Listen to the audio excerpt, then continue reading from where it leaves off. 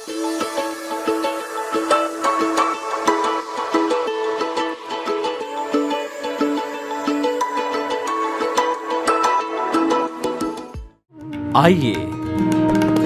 सुनिए, देखिए, समझिए सनातन सत्य। जैसी दृष्टि वैसी सृष्टि, दृष्टि विज्ञान। कुदरत, कुदरती रचना एवं कुदरत के कानून से शाश्वत सुख की प्राप्ति। जोधपुर के परम पूज्य महात्मा उपासक प्रोफेसर डॉक्टर सोहन राज तातेड़ के निर्देशन में सनातन सत्य। जैसी दृष्टि वैसी सृष्टि, दृष्टि विज्ञान।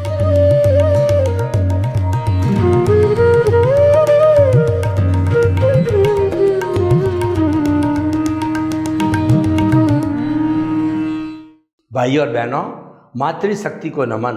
आज का अति उत्तम विषय सकारात्मकता एक सफल जीवन। Positivity, positive thinking is a successful life. जो व्यक्ति हर क्षण सकारात्मक सोचता है वह जीवन में सफल होता है। सकारात्मक सोचते ही हमको सकारात्मक एनर्जी इस पूरे ब्रह्मांड से हमारे सहस्त्र सार में आती है और हम पॉजिटिव थिंकिंग करना चालू कर देते हैं। हम नेगेटिव थिंकिंग करते हैं तो नेगेटिव एनर्जी हमारे सहस्त्र सार में आती है और हम नकारात्मक सोचते हैं।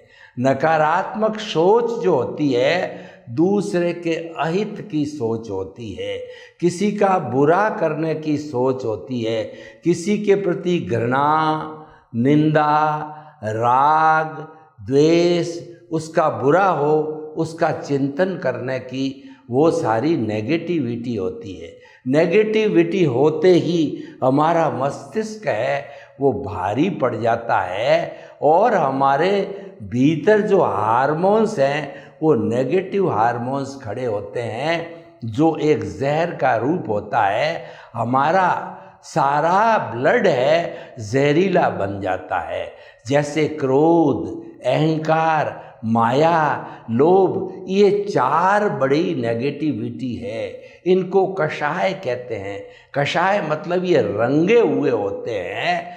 तो रंगे हुए होने के कारण जब हम इन चीज़ों का चिंतन करते हैं तो हमारा ब्लड जो है वो जहरीला बन जाता है, क्योंकि उसमें हार्मोन्स जो है नेगेटिविटी के आ जाते हैं।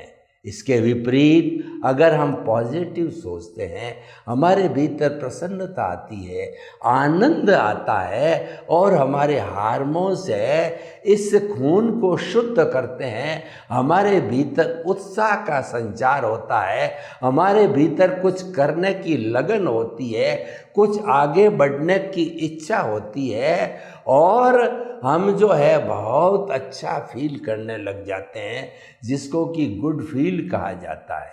देखिए, सकारात्मक और नकारात्मक रात और दिन का अंतर है। नकारात्मकता रात है, ये हमारा अज्ञान है। सकारात्मकता प्रकाश है, दिन है और ये हमारे जो है वो कर्मों को काटने का एक साधन बन जाता है। नकारात्मकता से कर्म बंधन होते हैं। हमारी भारतीय संस्कृति में 18 तरह के मुख्य नकारात्मक भाव होते हैं। प्राणातिपात, मृषावाद, अदत्तादान, मैथुन, परिग्रह, क्रोध, मान, माया, लोभ, राग, द्वेष, कलह, अभ्याख्यान, पैशून्य, परपरिवाद, रतिरति और माया मर्षा, मिथ्या दर्शन, शल्य पाप। ये हमारे भीतर जो है आते हैं, इसका चिंतन आता है तो हम कर्मों का बंधन करते हैं। हमारे भीतर दुख की अनुभूति होती है, अप्रसन्नता आती है और हम चिड़चिड़े बन जाते हैं और व्यक्ति जो है डिप्रेशन में चला जाता है। और अगर उसको सही मार्गदर्शक नहीं मिले जिसके सामने वो अपना दुख व्यक्त करके समाधान प्राप्त करने की स्थिति न हो, तो ऐसी स्थिति में वो सुसाइड भी कर लेता है। तो भाई और बहनों, एक हमारे जीवन के उत्थान का क्रम है और एक हमारे जीवन के ह्रास का कर्म है। तो आप बताइए, क्योंकि जो प्राणी जन्म लेता है वह जीना चाहता है और हर प्राणी सुख चाहता है, दुख कोई चाहता नहीं है। दुख तो आ जाता है, पूर्व जन्म का कर्म फल के रूप में दुख प्राप्त आ जाता है, लेकिन उस दुख में भी सुख निकालने की कला है, एक पॉजिटिविटी है। यह व्यक्ति का अपना पुरुषार्थ है, ऐसा पुरुषार्थ करना चाहिए। देखिए, जो हमारा व्यवहार जगत का जो है वो उदय और प्रारब्ध चल रहा है, वह कुदरत के अधीन है, उसके अंदर हमारी पंचायती हमारा कंट्रोल नहीं है, एक सांस लेने की भी स्वतंत्रता नहीं है। तो वो अपना काम करे, वो करेगा ही। आप चाहोगे तो भी होगा, न चाहोगे तो भी सुख दुख आते रहेंगे और वो हमारे नियंत्रण के बाहर है। तो हम उस तरफ क्यों देखें? हमारे नियंत्रण में हमारे भीतर विराजमान प्रभु है। प्रभु भाव जगत से जुड़ा हुआ है और भाव श्रेणी पर इस दुनिया की, इस ब्रह्मांड की किसी शक्ति का कोई नियंत्रण नहीं है। वो स्वयं जो है शहंशाह है। उसके लिए कहा गया कि चाह मिटी चिंता गई, मनुआ बेपरका, जिनको कुछ नहीं चाहिए सो ही शहंशाह। हमारे भीतर विराजमान प्रभु शुद्ध आत्मा भगवान, अभी हम शुद्ध बने नहीं हैं।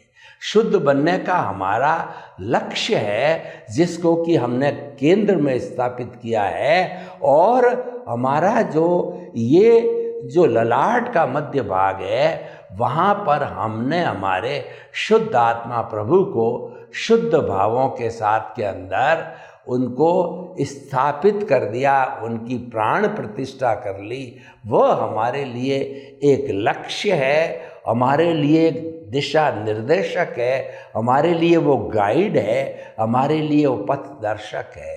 हालांकि शुद्ध आत्मा है, अक्रिया करती कुछ नहीं है, लेकिन उसकी हाजिरी, उसकी प्रेजेंस है, वह अपना काम करती है। वो नहीं हो तो ये शरीर जो है मुर्दा हो जाता है। देखिए, किसी परिवार के अंदर अगर 100 साल के भी माता पिता बैठे होते हैं तो सारे बच्चे समझते हैं कि हम सनात हैं, हमारे ऊपर अम्ब्रेला है, हमारे ऊपर छत्र छाया है और हमारे मालिक विराजमान हैं, हमारे पथ दर्शक जिन्होंने कि हमारे को पैरों पर खड़ा किया वो विराजमान है।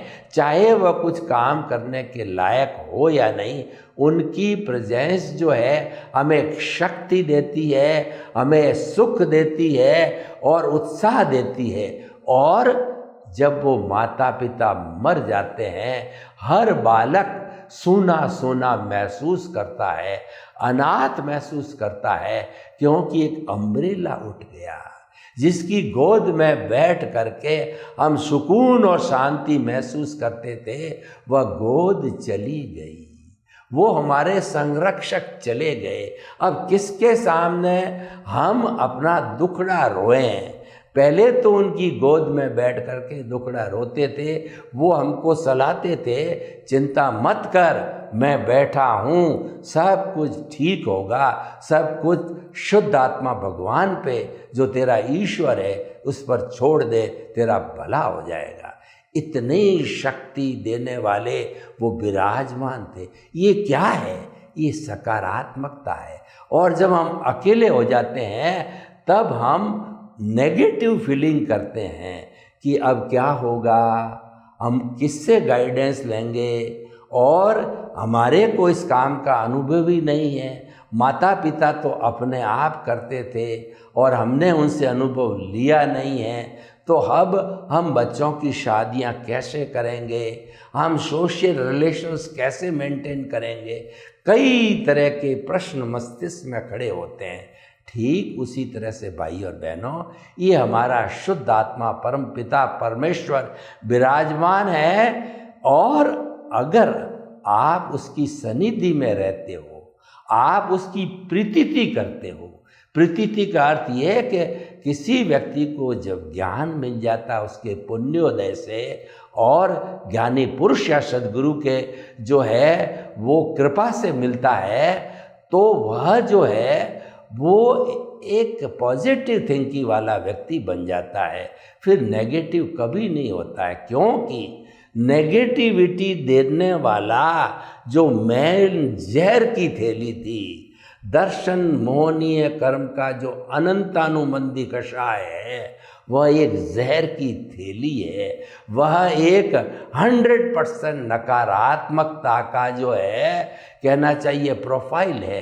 उसको जो है ज्ञानी पुरुष और सद्गुरु उस पर चोट करते हैं और उसको भस्मीभूत कर देते हैं।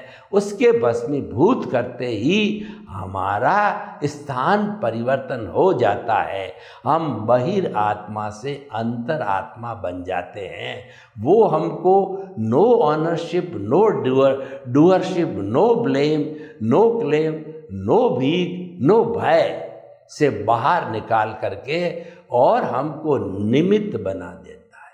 निमित्त रूप का मतलब एक नौकर रूप में रहना, एक दास रूप में रहना, एक शिष्य बनकर रहना, एक बेटा बनकर रहना, एक बहू बनकर रहना, एक भगवान का भक्त बनकर रहना, एक अधीनस्थ रूप में रहना। देखिए, किसी सेठ का मुनीम होता है तो मुनीम तो सेठ जैसा निर्देश देता है वैसा मुनीम जो है करता है, क्योंकि उसको तो मंथली सैलरी मिलती, उसको मुनाफा नहीं मिलता है, तो उसकी कोई रिस्क नहीं है। अगर कंपनी में दुकान में घाटा जाए या नफ़ा हो, लेकिन उसकी वफादारी, उसकी ईमानदारी, उसकी कर्तव्य प्राणता होनी चाहिए और रख रहा है। रखते हुए भी अगर सेठ जी का पापोदय होता है, नुकसान होता है, पुण्योदय होता है, तो उनको फायदा होता है। लेकिन जो मुनीम होता है वह सब टेंशन से दूर होता है, क्योंकि वह निमित्त है। सकारात्मकता हमको सिखाती है कि तुम तो मात्र निमित्त हो, और करता है वो व्यवस्थित शक्ति है, करता है वह कुदरत है। और हम उस निमित्त भाव के साथ साथ के अंदर इसके जो मित्र है वो मित्र भी इसके साथ में आ जाते हैं। अच्छे के साथ अच्छे आते हैं, बुरे के साथ बुरा आता है। अगर आप कषाय के अंदर एक को एंट्री दे दो क्रोध को, तो मान माया लोभ बैक डोर से उसके साथ आ जाते हैं। और अच्छी चीज़ों को एंट्री दो, आपने निमित्त भाव रखा तो निर्दोष करता और शुद्ध आत्मा उसके साथ में, क्योंकि उनकी पूरी टीम है, वो टीम आ जाती है तो निमित्त बन गए। हर कार्य के अंदर हमारी कोई रिस्पॉन्सिबिलिटी नहीं है, हमारा कोई भाव नहीं गिरता है, हमारा कोई नुकसान नहीं होता है, हमारा कोई कर्म बंध नहीं होता है। इसको कहते हैं संवर पूर्वक निर्जरा। ऐसी निर्जरा, ऐसा कर्मों का झरण कि फिर नया कर्म नहीं बंधे। और हम कर्ता भाव से अगर शुभ प्रवृत्ति करते हैं, मन वचन काया की शुभ प्रवृत्ति धार्मिक क्रिया कहलाती है। हर धार्मिक क्रिया के साथ में निर्जरा तो होती है क्योंकि वो धार्मिक है, लेकिन निर्जरा के साथ के अंदर पुण्य का बंध होता है। कैसे होता है कि हम अगर गेहूं की खेती करते हैं गेहूं के लिए, तो गेहूं को उगाते हैं और गेहूं बड़ा होता है, उसके साथ खाकला, उसका प्रोटेक्शन, उसका छिलका उसके ऊपर होता है, वही गेहूं को पकाता है। और गेहूं पकने के बाद में उस खाकले को अलग कर दिया जाता है, वो बाई प्रोडक्ट है। हमने खाकले के लिए जो है गेहूं की खेती नहीं की है, हमने तो गेहूं के लिए गेहूं की खेती की है। तो उसी तरीके से जो हम शुभ प्रवृत्ति करते हैं, धार्मिक प्रवृत्ति कहलाती है, वह बंध पूर्वक निर्जरा है, क्योंकि उस निर्जरा के साथ के अंदर आपका कर्ता भाव छिपा हुआ है। और उस कर्ता भाव, हालांकि कर्ता भाव शुभ प्रवृत्ति कर रहा है, धार्मिक प्रवृत्ति कर रहा है, लेकिन कर्ता भाव है, निमित्त भाव नहीं है। इस कारण से बंध पूर्वक निर्जरा होती है। तो भाइयों और बहनों, सकारात्मक भाव हमको मुक्ति की ओर ले जाते हैं, नकारात्मक भाव हमको संसार भ्रमण में भी ले जाते हैं, और हम अति नकारात्मक बन जावें, पंचेंद्रिय वध कर लें और हम मांस का भक्षण करें, मांस को बेचें, तथा जो है हम बहुत बुरे बुरे कार्य करें, तो हमको 7वीं नारकी तक भी जाना पड़ सकता है, यातनाएं झेलनी पड़ती है। और शुभ प्रवृत्ति हमारी बहुत अच्छी होती है तो पुण्य इतने इकट्ठे हो जाते हैं कि मनुष्य भाव में वो भोगे नहीं जा सकते।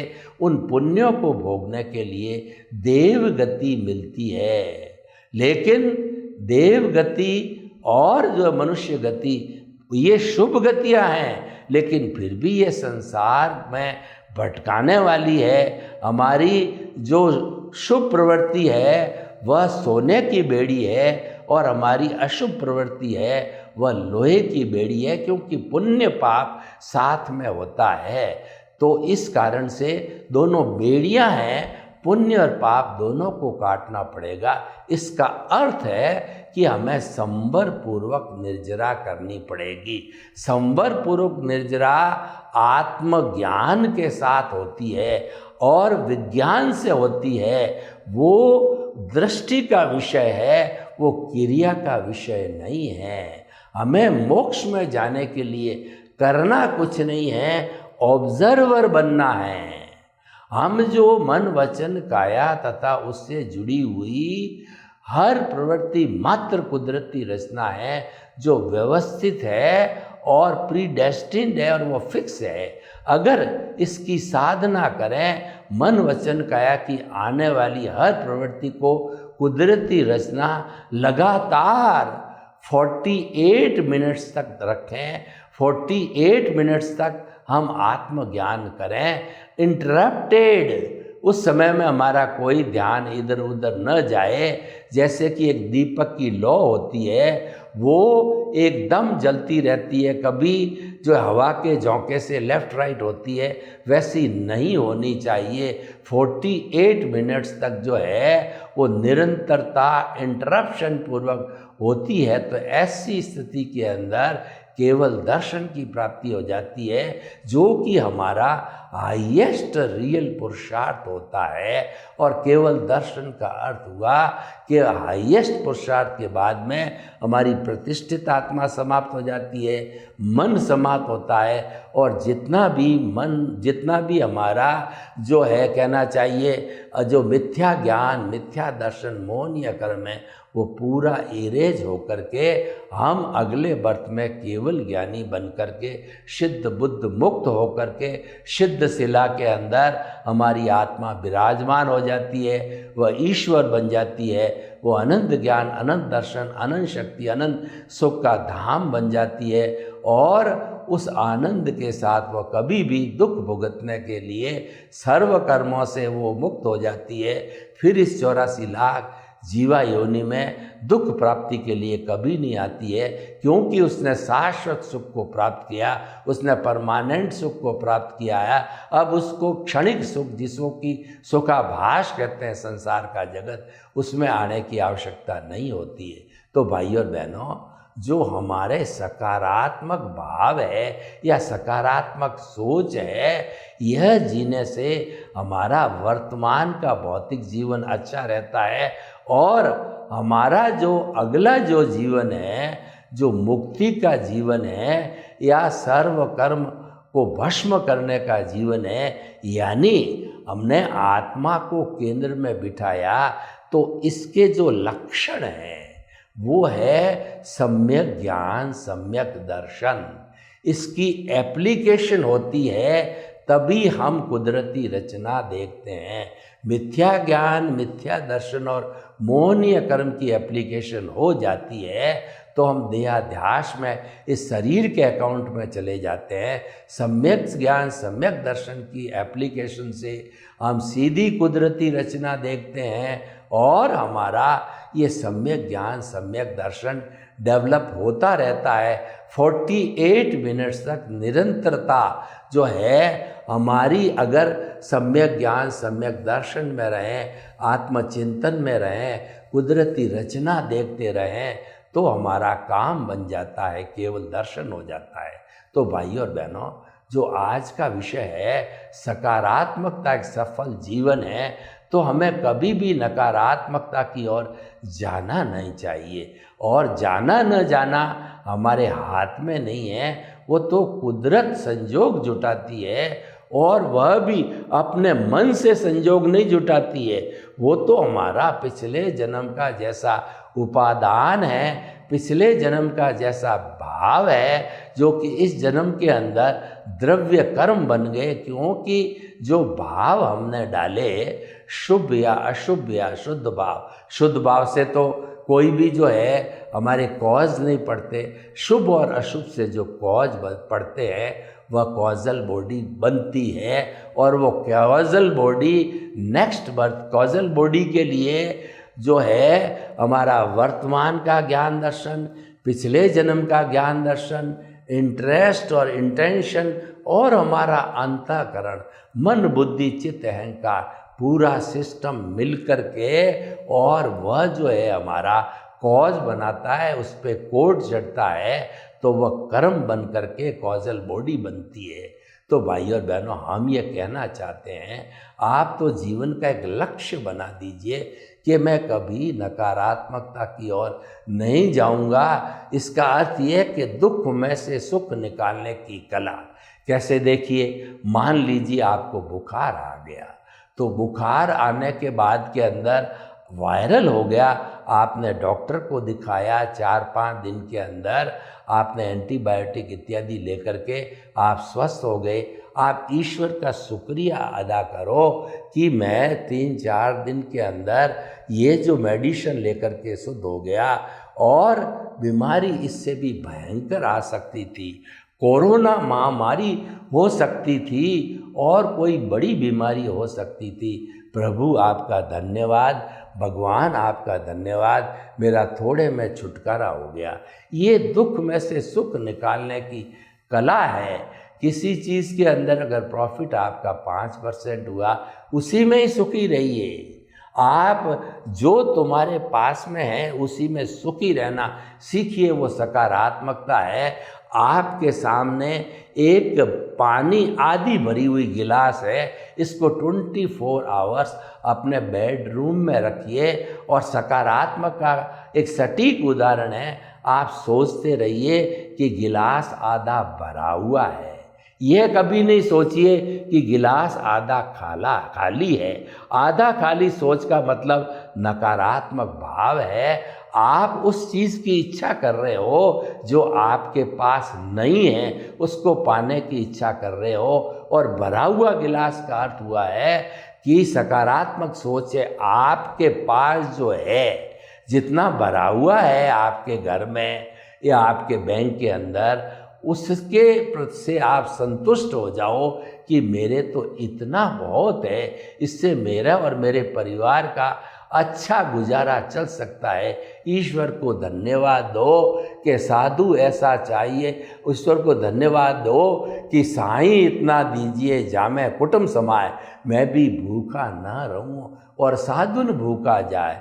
आपका बहुत बहुत धन्यवाद ईश्वर कि आपने मुझे इतना दे दिया है कि मैं और मेरे परिवार का भरण पोषण आराम से होता है, और मेरी कोई सामाजिक दायित्व है, देश का है, समाज का है, राज्य का है और गांव का है, या जो है मेरे अतिथि देवो भव का है, मैं आराम से उसकी पूर्ति कर लेता हूँ। ये चिंतन है, वो सकारात्मकता का चिंतन है।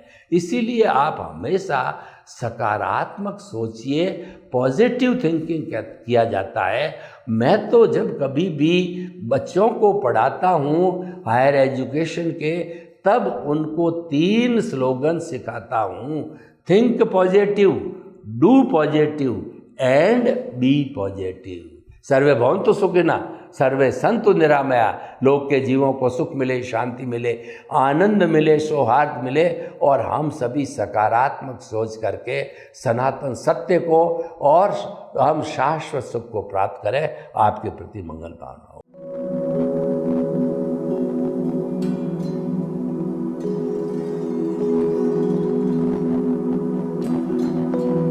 एक ऐसा अंतर्राष्ट्रीय ख्याति प्रोग्राम पर देख चुके हैं